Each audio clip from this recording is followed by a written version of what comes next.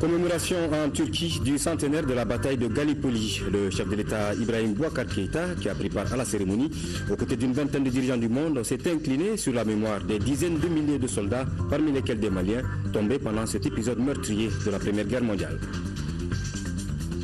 Investir dans l'avenir, vaincre le paludisme, c'est le thème retenu cette année pour la célébration du 25 avril, journée mondiale de lutte contre le paludisme. Notre pays, qui a enregistré en 2014 plus de 2 millions de cas avec plus de 2000 décès, enregistre cependant un recul de 50% du taux de mortalité infantile.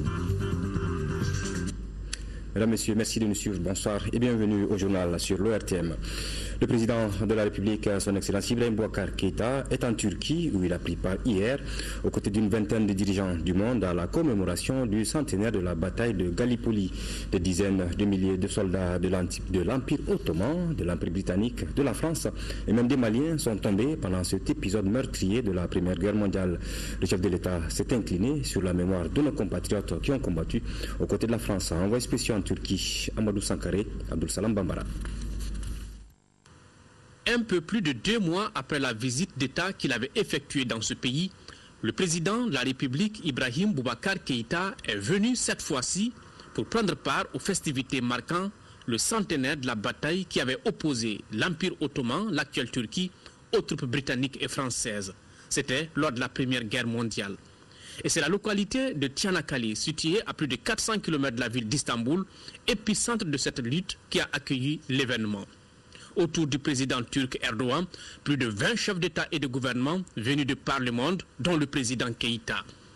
Au cours de la bataille de Çanakkale, il y a eu des milliers de morts de part et d'autre.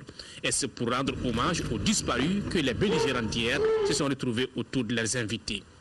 Ce qui s'est passé ici a été horrible. La bataille de Dardanelles est connue dans l'histoire contemporaine comme l'une des plus difficiles, où il y a eu le plus de morts dans des conditions inhumaines, infrahumaines. Et c'est une leçon à tirer que ceux qui étaient dans les alliances, qui se faisaient face, ceux autour de la Grande-Bretagne, de la France, de la Belgique, et ceux en face, l'Allemagne, la Turquie et la Bulgarie. Tous ces pays aujourd'hui sont ensemble, ici à Gallipoli, et on dit très clairement leur désir, leur souhait de garantir par tous les moyens la paix mondiale. Parce que les jeunes gens qui sont morts ici, entre 20, 24, 25 ans, étaient à la fleur de l'âge. Et toute une génération est couchée ici. Que ce soit au cimetière turc, britannique ou encore français, l'émotion était à son comble. Et la symbolique était trop forte. Nous ne pouvions pas ne pas en être. Nous sommes ici pour honorer les mémoires de ces Maliens qui sont tombés dans une guerre qui n'était pas la leur et qui avaient le sentiment de combattre pour la paix, pour la liberté.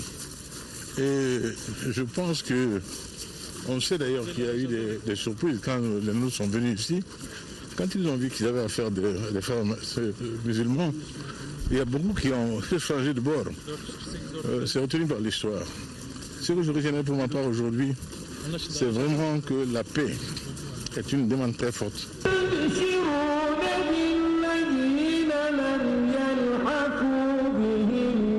Certes, l'événement a une portée historique, mais rime avec la réalité actuelle d'un monde confronté au double défi d'insécurité et d'instabilité. C'est pourquoi la commémoration de la bataille de Çanakkale constitue également un cas de réflexion pour les dirigeants sur les questions de paix et de sécurité. Le centenaire a été célébré sur terre, sur mer et dans les airs.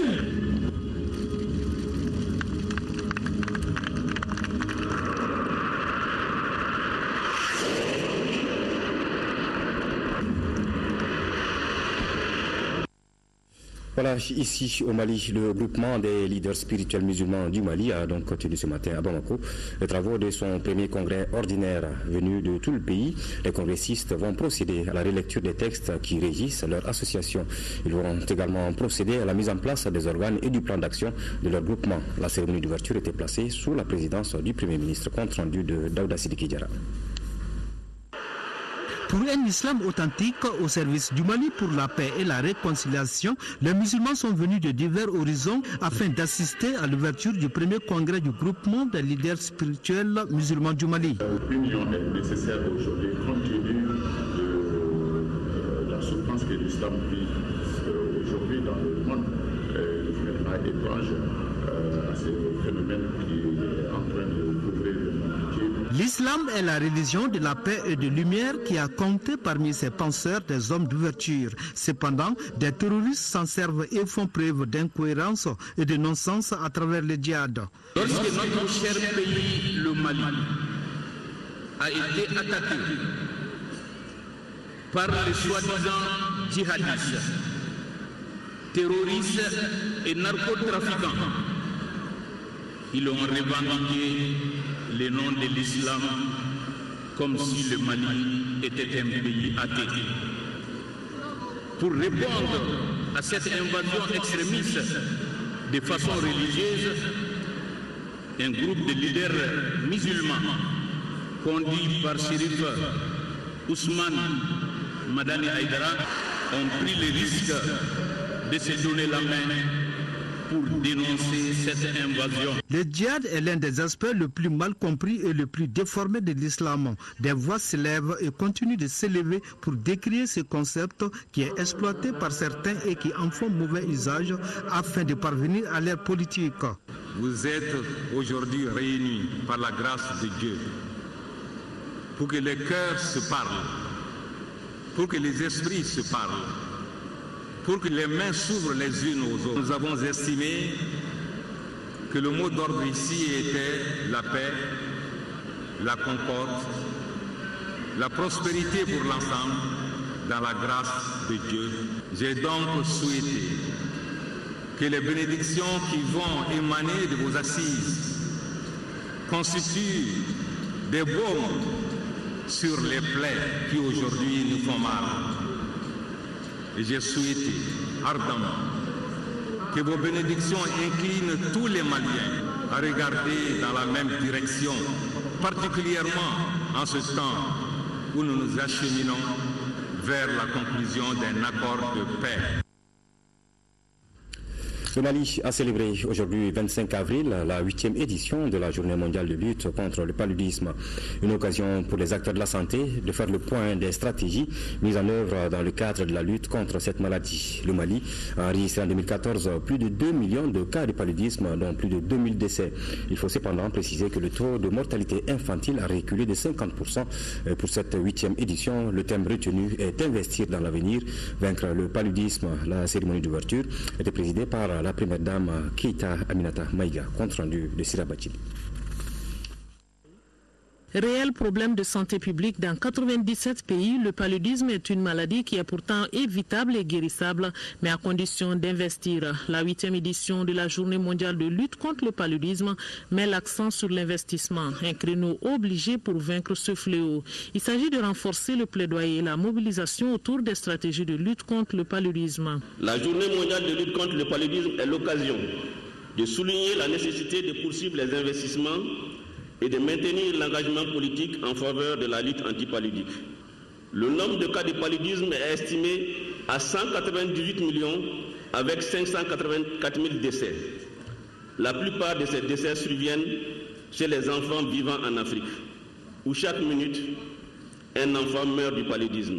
Le chargé d'affaires des États-Unis au Mali, lui, a salué les progrès enregistrés dans la lutte contre le palu. Il souhaite une amélioration du système d'information. Au Mali, les statistiques de 2014 révèlent plus de 2 millions de cas de paludisme, dont plus de 2000 décès. Les enfants et les femmes sont les plus affectés, ce qui explique la mise en route de mesures d'urgence. En 2014, plus de 20 milliards de francs CFA ont été engagés dans la lutte contre le paludisme. Cet important engagement financier a permis notamment la chimioprévention, pour près d'1,5 million enfants de 3 à 59 mois contre le paludisme pendant la période de forte transmission dans 21 districts sanitaires. L'acquisition d'environ 1,4 million tests de diagnostic rapide. La mise à disposition de plus de 2 millions de plaquettes de combinaisons thérapeutiques pour la prise en charge des cas de paludisme grave. Incidence, le taux de mortalité infantile a reculé de 50%, d'où les encouragements et les félicitations de la première dame. Pour Mme Keita Aminata Maïga, l'alerte doit être de mise jusqu'à l'éradication de la maladie. Ce que j'ai vu est édifiant, les gens sont au travail, également les chercheurs. Je voudrais aussi lancer un appel par rapport au comportement environnemental. Vous savez, la femelle moustique transmet le paludisme. C'est vrai qu'elle sort le plus souvent la nuit. Elle est dans des endroits, dans de l'eau stagnante, mais claire, pas boueuse. Mais n'empêche que tous les autres moustiques aussi donnent d'autres maladies qui ne sont pas le paludisme. Et qu'on doit retenir que le moustique aime les endroits cachés. Donc il faut penser à aérer les maisons. Aérer les maisons, à rendre l'environnement propre et sain. C'est très très important. C'est le message que je veux lancer, c'est qu'il y a effectivement les moustiquaires imprégnés, il y a les médicaments, mais je crois que le premier médicament qu'on a, c'est notre propre combat pour un environnement sain. C'est donc parti pour une semaine de sensibilisation sur le paludisme à travers tout le Mali. Déjà, des distinctions ont été remises à des citoyens pour leur engagement dans la lutte contre le paludisme. On reste avec Sira Bachili qui va nous parler des nombreuses stratégies mises en œuvre par les acteurs de la santé, stratégies qui visent l'éradication du paludisme. Parmi ces stratégies figure la chimioprévention, qui est un traitement préventif avec certains médicaments. En plus de cette technique, la tradithérapie est associée à la médecine conventionnelle pour mieux lutter contre le paludisme. Le point de la recherche sur le paludisme au Mali, avec Sira Bachili. Les acteurs de la santé accordent leur violon pour venir à bout du paludisme. Cette maladie transmise par l'anophèle et qui continue de faire des victimes. Recherche, formation et mise au point de nouvelles techniques sont les armes disponibles contre ce fléau. La dernière en date est la chimioprévention. Cette prévention avec les médicaments s'adresse aux femmes enceintes et aux enfants de 3 mois à 59 mois. Pour les femmes enceintes, le médicament qui est concerné, c'est la sulfadoxine plus la pyrimétamine. Et pour les enfants de 3 mois à 59 mois, le médicament qui est concerné, c'est la sulfadoxine pyrimétamine plus la modiakine. L'évaluation de la mise en œuvre de la chimioprévention du paludisme saisonnier au niveau des districts sanitaires est effectuée par MRCT, le Centre de recherche et de formation sur le paludisme, l'équipe du professeur Okobara Dumbo. L'OMS a recommandé depuis 2012 d'administrer certains médicaments sur 3 ou 4 fois et pendant 4 mois de suite ou 3 mois de suite. Et cette stratégie diminue les infections au paludisme. C'est comme avant la prévention qui se faisait à la chloroquine qui a fait des résistances. C'est une autre prévention que nous sommes en train de faire actuellement par rapport au paludisme. Elle concerne spécifiquement les enfants qui sont âgés de 3 à 59 mois. Et cette stratégie est en train d'être mise en œuvre au Mali. Et les études sont toujours en cours par rapport aux différentes résistances, par rapport à l'efficacité même de la stratégie sur les enfants. À côté de la médecine conventionnelle se développe la tradithérapie avec les plantes. Ce volet est inclus dans les activités de recherche de l'INRSP. Nous menons des enquêtes ethnobotaniques auprès des tradipraticiens de santé pour recenser des recettes. Et à partir de ces recettes, nous sélectionnons les plantes médicinales qui sont utilisées et nous rentrons au laboratoire où nous faisons des préparations selon ce que le tradipraticien nous a dit. Et ces préparations, c'est-à-dire c'est des infusés, c'est des décoctés. Et maintenant, on va vérifier au laboratoire quels sont les constituants chimiques qui sont là-dedans. Et puis, on va aussi donner à des animaux pour vérifier la toxicité. Et également, est-ce qu'il y a une efficacité. En attendant le vaccin qui n'est pas encore prêt, les médecins insistent également sur l'utilisation des moustiquaires imprégnés d'insecticides de longue durée et la pulvérisation intradomiciliaire. Le bureau du Conseil économique, social et culturel a initié à son siège une séance de formation à l'endroit des nouveaux membres du Conseil, présidé maintenant par le Dr Boukassoum Aïdara. Les modules sont entre autres l'historique du Conseil économique, social et culturel, ses missions, son fonctionnement et ses rapports de collaboration avec les autres institutions de la République. La séance d'ouverture était présidée par le premier vice-président de cette institution, Yacouba Katile, compte rendu de Mohamed Doumbia. Au cours de cette formation des nouveaux membres de la 5e mandature du Conseil économique, social et culturel, les modules discutés sont entre autres la présentation et les buts et objectifs du Conseil économique, social et culturel, son historique, ses missions, sa composition, les rapports du Conseil économique, social et culturel avec les autres institutions de la République. Je propose qu'au niveau du Conseil économique, social et culturel, que les lois des finances nous parviennent plus rapidement quand ça devient déjà projet de texte au niveau du gouvernement. La Constitution oblige que le Conseil économique soit saisi de toutes les lois des finances, des lois qui ont un caractère économique, social et culturel. En réponse aux questions posées, plusieurs détails ont permis d'éclairer les membres du Conseil économique, social et culturel à propos, par exemple, de la loi des finances et des relations du Conseil économique, social et culturel avec les autres institutions de la République. Les projets et les propositions de loi, ça c'est les saisines du gouvernement. Le recueil qu'on fait, ça c'est des autosaisines. Ça c'est d'office. Qu'on nous saisisse ou pas, on doit faire ça chaque année parce que c'est la Constitution qui le dit. La première des choses, je crois que c'est le souci de tout le monde, c'est de faire en sorte qu'à travers un volet communication, qu'on puisse faire révéler cette institution au peuple malien et attirer surtout encore l'attention des autres institutions par rapport à leurs relations avec cette institution. Formuler des recommandations pour relever les défis du transport aérien par l'utilisation de bonnes pratiques, c'est le sens de la 13e réunion du Comité national de sûreté de l'aviation civile tenue vendredi à l'aéroport de Bamako. Ont participé aux travaux les ministres de l'équipement, des transports et du désenclavement, de la sécurité et de la protection civile, du domaine de l'État et des affaires foncières. Reportage de Mamoudou Sidibé. Les travaux de cette 13e réunion du Comité national de sûreté de l'aviation civile ont commencé par l'historique de la création du comité. Le Comité national de sûreté, faut-il le rappeler, a pour entre autres missions d'émettre des avis sur la politique de sûreté en matière d'aviation civile, d'étudier les recommandations formulées par le Comité de sûreté d'aéroport en vue de l'adoption des mesures visant à protéger l'aviation civile contre les actes d'intervention illicites. C'est pourquoi, dans son intervention, le ministre en charge des travaux insistera sur l'engagement sans faille de tous les acteurs du secteur afin que nos aéroports répondent aux normes internationales. Avec l'émergence de nouvelles technologies et avec l'émergence de nouvelles menaces contre l'aviation civile et suite aux événements intervenus au nord de notre pays, nous devons joindre nos efforts pour le renforcement et l'amélioration des systèmes de sécurité de l'aviation civile en vue de prévenir et circonscrire la moindre menace aussi bien dans nos aéroports que dans les avions. Dans ce domaine, le comité enregistre des acquis à travers le pays. On a des actions pour faire du Mali le pays qu'il a été depuis l'indépendance jusqu'à aujourd'hui. Et on verra nos aéroports sûrs et très très sûrs pour les avions et pour les compagnies aériennes qui arrivent. Vous savez, on a des nouvelles compagnies qui veulent venir sur les plateformes du Mali, Caï, Bamako, Mopti et Sikasso. Et on travaille au niveau du département et des différentes structures du secteur pour l'amélioration des conditions d'accueil de ces compagnies. Qu'à cela ne tienne, le comité doit faire face à une pratique qui risque d'hypothéquer le développement des aéroports du Mali. Il s'agit de l'occupation illicite des domaines aéroportiers contre laquelle il faut agir.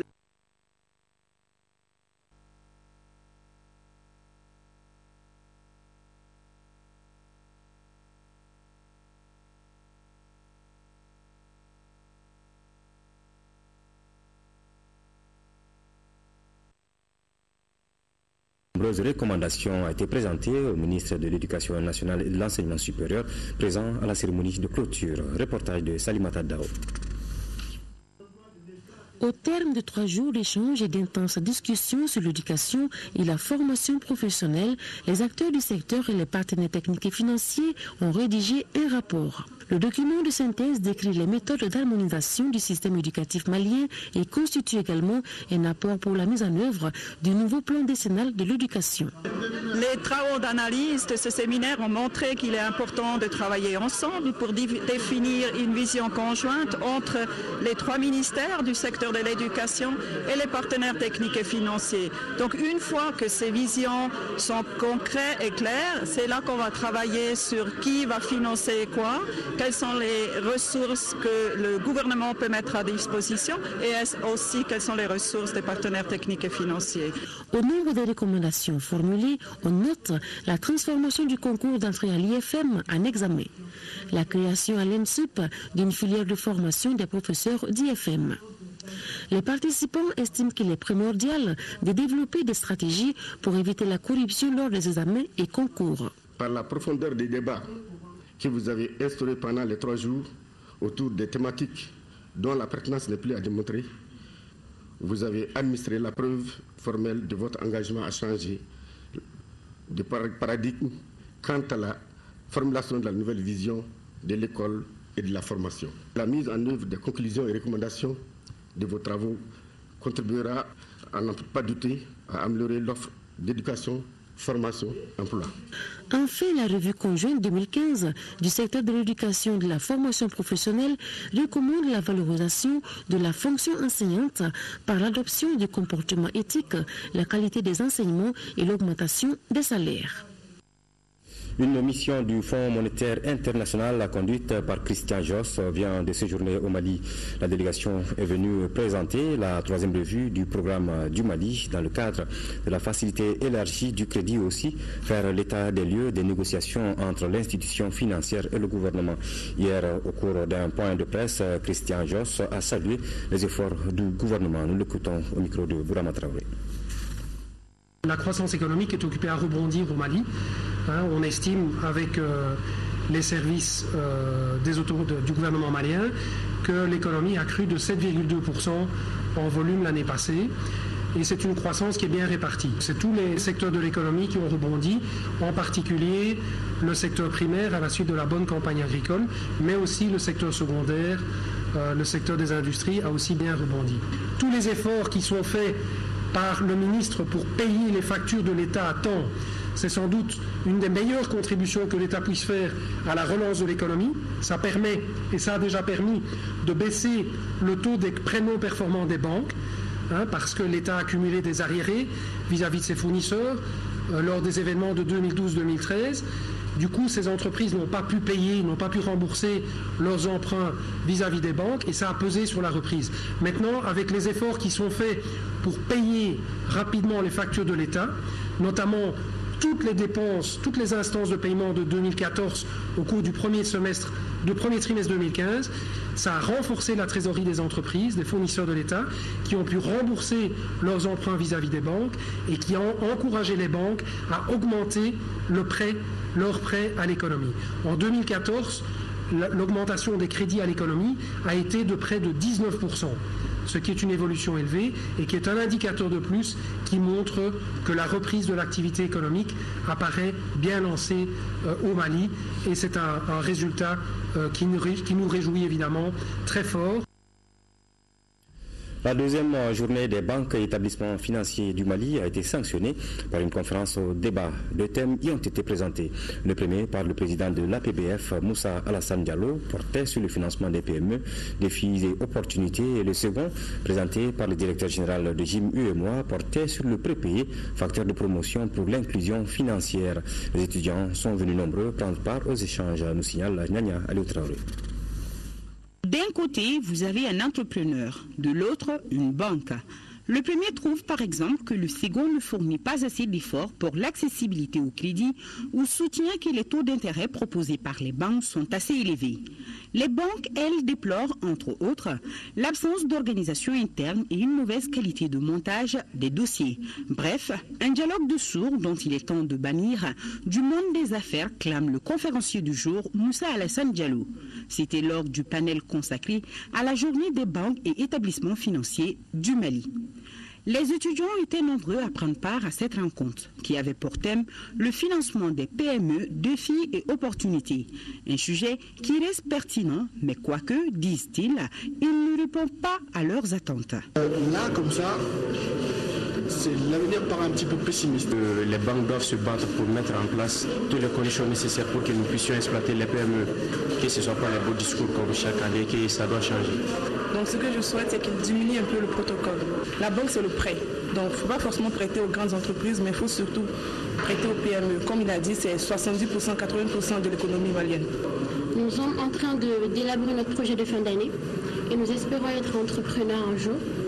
Donc ça nous donne des idées sur le financement à prendre. Pour faire un financement, il faut que toi-même, vous-même, vous montrez votre sérieux, votre compétence, votre capacité à maîtriser votre sujet, que le projet que vous présentez au banquier, vous puissiez le convaincre. Vous savez, le banquier, il a besoin d'être convaincu. S'il est convaincu, mais il va y aller avec vous. Mais il faut le convaincre. Et pour le convaincre, c'est à vous d'apporter les arguments nécessaires.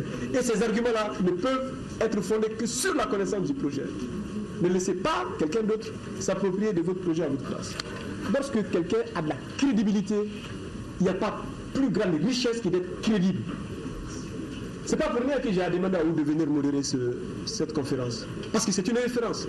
Pas une référence pour le Mali, mais une référence pour la sous-région. Le deuxième exposé du jour portait sur le prépayé, facteur de promotion pour l'inclusion financière. Une présentation faite par Blaise Achouandé, directeur général de Jim Iomoa.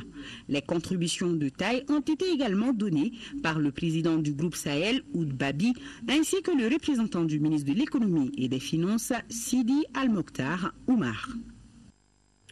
Vous le savez, depuis la semaine dernière, plusieurs centaines de migrants ont péri dans un naufrage survenu au large des côtes libyennes. Il ressort des enquêtes menées par nos autorités que 76 Maliens y ont perdu la vie et des 24 rescapés figurent également 14 Maliens. Le gouvernement a pris des mesures pour faire face à cette situation. Pour plus de précisions, nous écoutons le ministre des Maliens de l'Extérieur, Abdourahmane Silla, au micro de Mohamed Ould Mamouni.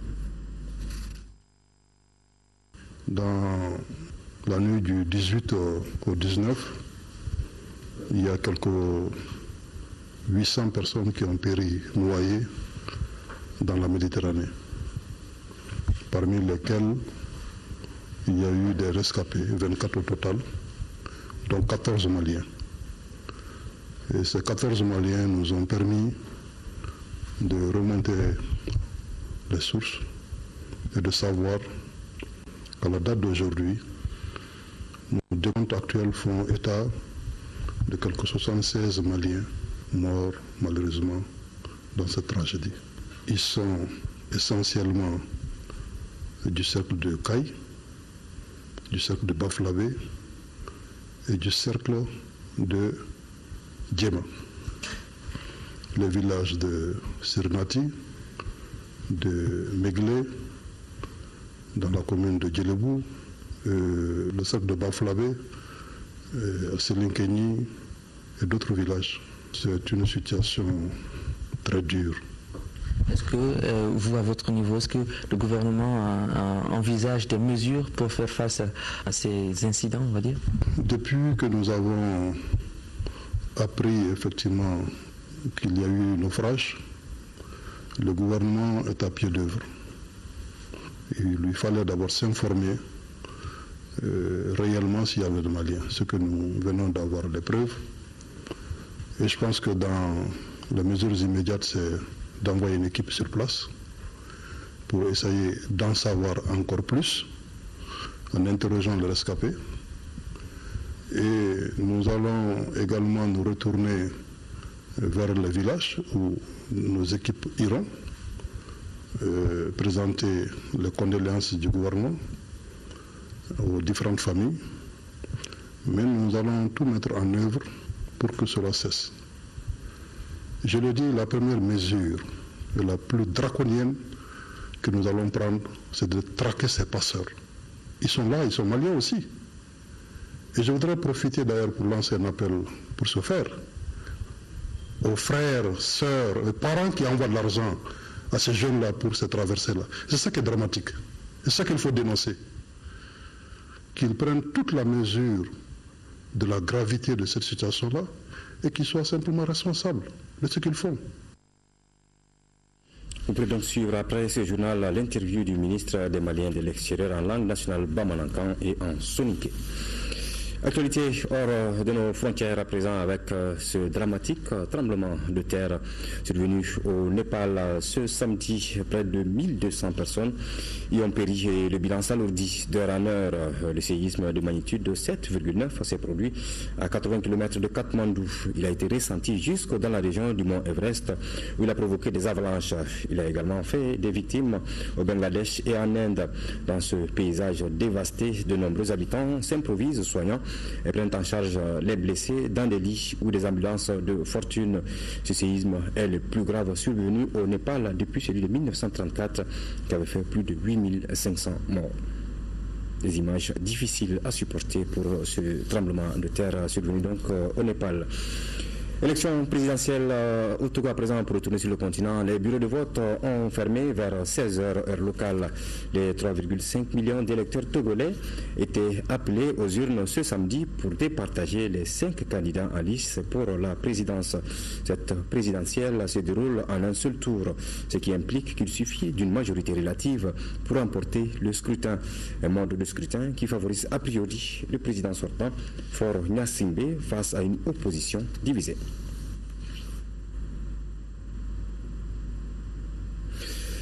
Les transporteurs et les chargeurs maliens sont appelés à renouveler les membres des assemblées consulaires des deux associations.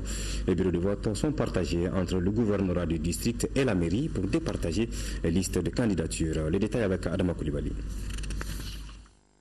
Le gouvernorat du district de Bamako. Ces policiers sont là depuis 8 heures pour surveiller les élections des transporteurs routiers du district qui doivent choisir les membres de leur assemblée consulaire. Pour cela, 3 sections sont appelées à défendre chacune sa liste. La section transport international, la section transport urbain et la section transport interurbain. Selon le président de la commission d'organisation, aucun incident n'est constaté. L'électeur qui vient fait son choix. Il peut prendre le bulletin qui correspond à l'international, il peut prendre le bulletin qui correspond à l'interurbain, comme il peut prendre le bulletin qui correspond à l'urbain. En ce moment, il choisit un bulletin, il prend de moins une enveloppe, il se rend au niveau de l'isoloir, il fait son vote, son choix, et il vient mettre dans l'urne. Au stade où nous sommes, à cette heure, nous avons au moins 86% déjà des électeurs qui sont fait présenter. Ici, c'est la mairie du district. Les chargeurs, eux, étaient là depuis 8 heures. Selon le président de la commission d'organisation des élections des membres de l'Assemblée consulaire des chargeurs. Les membres du secteur se divisent entre les importateurs, les exportateurs et les transitaires. Là aussi, pas d'incident majeur, signale le président de la commission d'organisation des chargeurs. Les membres consulaires titulaires et suppléants, ils sont au nombre de 118. Et les listes ont été établies à cet effet. Et pour le moment, tout se déroule normalement. Les candidats attendent les dépouillements et les proclamations des listes gagnantes. Le parti Mouvement pour un destin commun a désormais 2 ans. Pour célébrer ce 2e anniversaire, les responsables du MODEC ont organisé le premier conseil national du parti. Cette rencontre, qui a regroupé les cadres du parti venus du district de Bamako et de l'intérieur du pays, avait à son ordre du jour l'analyse de la situation politico-sécuritaire avec en toile de fond le projet d'accord paraphé par le Mali à Alger le 1er mars dernier. Reportage de Adraman Maïga. Présentation du rapport d'activité de la direction générale, de la situation politico-sécuritaire du pays et la position du parti au sein de la majorité présidentielle. Tels sont entre autres sujets au cœur de ce premier conseil national du mouvement pour un destin commun. Placé sous le signe du changement, cette conférence permet aux cadres du MODEC d'échanger leur point de vue sur ces sujets d'une importance capitale pour l'avenir de cette formation politique. Je souhaite que ce débat se fasse dans la franchise entre camarades, dans la courtoisie, et que nous puissions en dégager quelque chose d'utile et pour le parti et pour le pays. Créé il y a de cela 2 ans, le MODEC, en tant que parti de la majorité présidentielle, soutient le gouvernement dans ses efforts pour le rétablissement de la paix et de la cohésion sociale. C'est pourquoi le projet d'accord paraphé le 1er mars dernier à Alger par le gouvernement et les membres de la plateforme occupera une place importante dans cette rencontre. Le changement a besoin d'être porté dans notre pays. Et nous avons le sentiment que ce problème reste à l'ordre du jour. Et ce n'est qu'au bout de sacrifices énormes, de changements de comportement des uns et des autres, depuis la base jusqu'au leader de premier plan, que nous pourrons y arriver. À l'issue des travaux, des recommandations seront formulées par les participants à ce premier Conseil national. Ces résolutions, au dire du président du MODEC, permettront d'appuyer les plus hautes autorités dans leur combat pour l'amélioration des conditions de vie des populations. L'Union pour la République et la démocratie URD a organisé ce samedi à la Maison de la Presse une conférence débat. Le thème problématique de l'utilisation de nos langues nationales dans l'enseignement a été largement développé par le conférencier du jour qui a insisté sur le rôle incontournable des langues nationales dans l'amélioration de la qualité de l'enseignement au Mali. Reportage de Mohamed Ould Mamouni. Les langues nationales constituent un véritable outil de développement. L'introduction de nos langues dans l'enseignement formel au Mali a été une préoccupation constante pour les autorités depuis l'indépendance. Le sujet a été largement débattu au cours de la conférence initiée par l'URD, l'Union pour la République et la démocratie. Les langues d'abord, ça constitue un grand enjeu pour le développement en général. C'est l'éducation qui forme les femmes et les hommes capables de transformer leur environnement.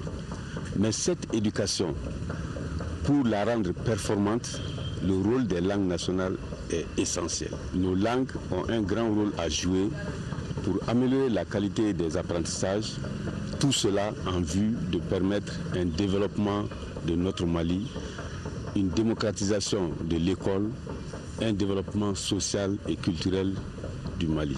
Cette conférence débat vise à sensibiliser et informer les militants du parti sur les sujets d'intérêt général. Il y a un besoin d'information encore, de sensibilisation des populations. Et nous pensons qu'en tant que parti politique, c'est notre devoir d'abord d'informer nos propres cadres, nos propres militants, et aussi de contribuer à la sensibilisation, à la formation de toute la population. Les anciens ministres qui ont eu à gérer les questions de l'éducation ont aussi apporté leur expertise. Les responsables du parti invitent les autorités à l'utilisation de langue nationale dans l'enseignement au Mali. L'Institut national d'ingénierie de la formation professionnelle tient la deuxième session de son conseil d'administration. Les membres en charge de la gestion de la structure ont échangé sur les activités menées et feront aussi le bilan financier. Adama Koulibaly. Cette rencontre est la deuxième organisée par les gestionnaires de l'Institut. Il s'agit d'échanger sur les activités et le bilan financier 2014-2015. Sur une prévision de plus de 200 millions, l'Institut a réalisé plus de 140 millions, soit un taux de 47%. D'abord, le problème, c'est bien le problème de financement. Nous avions l'année dernière un budget de 525 millions et c'est réduit à 513 compte tenu de la diminution de la subvention de l'État. C'est ce qui nous bloque dans nos activités. Et je dirais aussi à l'État de penser à notre structure qui est une très jeune structure qui a vraiment besoin d'un certain appui financier pour pouvoir démarrer et voler de ses propres ailes. Parlant des activités, l'INFORP a formé 264 professionnels dans la région de Ségou et dans le cercle de Yorosso. Il a aussi animé des sessions de perfectionnement et de formation de formateurs au bénéfice de 513 actifs à Bamako et dans d'autres localités du pays. Cette structure nationale de référence en ingénierie de formation qui entame ainsi sa croissance est créée par l'ordonnance du 28 août 2013 en tant qu'établissement public à caractère scientifique, technologique ou culturel. L'INFORP fonde son existence sur les textes d'orientation de la formation professionnelle, à savoir les recommandations du Forum sur l'éducation tenu octobre-novembre 2008, le document de la politique nationale de la formation professionnelle adopté en juin 2009. Le service produit des outils et moyens pédagogiques, fait le diagnostic des entreprises et organisations et évalue leurs besoins. L'accord de paix et de réconciliation issu du processus d'Alger est un document cadre qui donne la chance à la paix et de bonnes perspectives de développement de toutes les régions du pays. C'est la principale information délivrée par deux membres du gouvernement cet après-midi face à la presse, face à la communauté malienne de France à Paris. La rencontre initiée par les partis de la mouvance présidentielle a été aussi l'occasion pour la presse d'aborder directement le gouvernement à travers ses deux représentants. Nous y reviendrons demain dans nos éditions d'information. Lancement à Kéniéba du projet pilote de financement basé sur les résultats en matière de lutte contre la maladie à virus Ebola d'un coût de 98 millions de francs CFA, financé par l'ONG néerlandaise Cordaid. Le projet couvre 2 communes du cercle de Kéniéba, frontalière avec la Guinée. Il sera essentiellement consacré à la sensibilisation sur les mesures de prévention contre la maladie. Le reportage de Moussa Fassega Sissogou avec la voix de Jafar Aïdara. Ce projet pilote vient renforcer le dispositif existant dans le district sanitaire de Kéniéba. Il répond au souci des autorités qui, depuis l'annonce officielle de la fin de l'épidémie du virus Ebola le 18 janvier 2015, ont recommandé l'intensification de la communication et de la sensibilisation des communautés sur les mesures préventives. Nous sommes engagés à couvrir 6235 participants lors de nos séances d'animation dans le village et au niveau des zones de repérage. Réaliser des visites à domicile au niveau des villages, équiper certains lieux publics en dispositif de lavage des mains. L'atteinte des objectifs ci-dessus du projet nécessite d'une part un accompagnement soutenu des autorités du nouveau cercle et du niveau régional. D'autre part, un engagement de l'ensemble des acteurs impliqués dans le processus.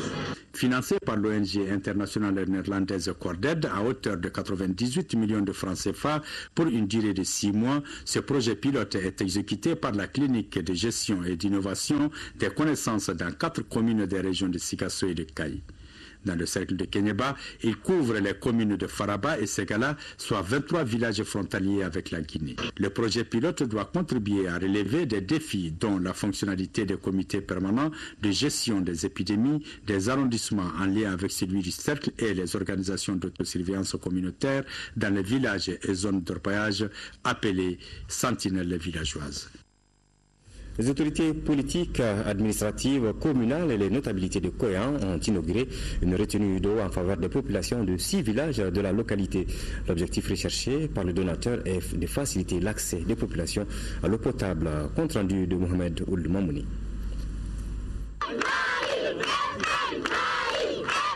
Ceci est une bonne nouvelle pour la population de Kounyan, non loin de Diogar. Kounyan a désormais son barrage. La construction de cette retenue d'eau, explique les bénéficiaires, règle à près de 50% le problème crucial d'eau auquel faisait face la population. La cérémonie qui nous réunit ce beau matin répond réellement à l'esprit de l'intercommunalité qui est un socle fondamental pour la décentralisation au Mali. La construction de cette retenue d'eau réglera à près de 50% le problème crucial d'eau qui se pose dans ces 6 villages par rapport à l'activité maraîchère, par rapport à l'abreuvage des animaux et par rapport à l'adduction d'eau potable. Ce n'est autre chose que la crise de l'eau. Parce que vous savez, la majorité de nos populations font des cultures maraîchères. Sans l'eau, ça ne marche pas. Raison pour laquelle on a sollicité cette agence-là pour qu'ils viennent nous aider pour que la population ait beaucoup d'eau. On peut donc dire que les difficultés de maraîchage sont désormais un vieux souvenir. Les autorités politiques, communales et les notabilités ont pris part à la cérémonie. Voilà, c'est la fin de cette édition d'information. Merci de l'avoir suivi et remerciements particuliers spéciaux aux habitants des villages de Simbi à 45 km de Nioro du Sahel et de Sounpi vers Niafunke. Merci de nous avoir suivis et bonsoir.